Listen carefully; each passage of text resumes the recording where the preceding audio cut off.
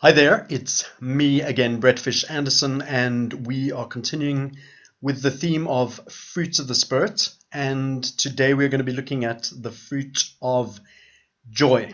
But before we do, I want to introduce you to my best friend in the whole world. His name is Nobob, and he is the world's most famous stuffed dolphin. I was going to call him Bob, but he doesn't bob, so no Bob.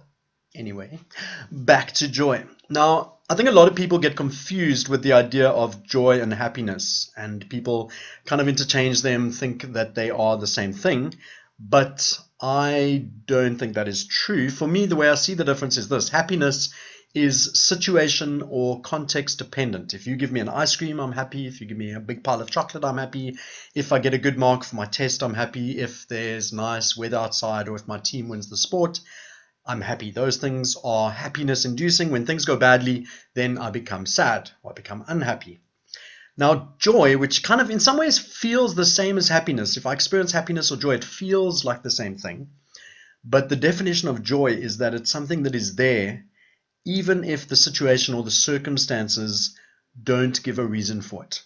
So when I'm having a bad day, I can still be joyful. When something goes wrong, I can be joyful. When I have a car accident, or even if somebody dies, I can still be joyful. And that's where it comes in very important that this is a fruit of the Spirit. It's not a natural thing. It doesn't make sense to me that if things are going bad, I can kind of exude this thing that looks like happiness, or in a sense feels like happiness.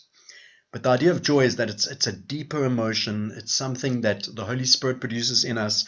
It's something that kind of gives us peace or well-being or trust in God, that no matter how bad things are now, things are going to, in the bigger picture, work out, or the knowledge maybe that God is with me, that this is not the end of the world. This is not crisis. I've got something in me that is deep, and even in bad situations, I can be joyful. I can have joy flowing out of me. So I hope that makes sense. And just to give you one example, there's a passage in James 1 verse 2 to 3 that says, because you know that the testing of your faith produces perseverance.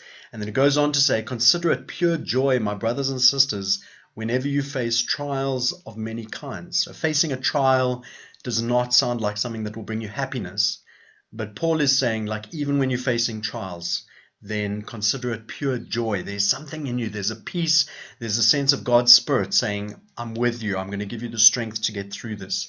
Joy is not the sense that everything will be taken away, that only good things will come to your life. Joy is the sense that even when bad things come to your life, there's this sense of fulfillment, the sense of okayness, the sense of it's going to be all rightness because God is with me in this. So that is how I view the fruit of joy.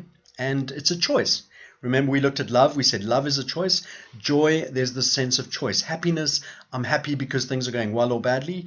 Joy, even if things are going badly, I'm going to choose to hold on to this joy, to hold on to this sense that God is in us. Hope that was helpful. Cheers, and have a joyful week.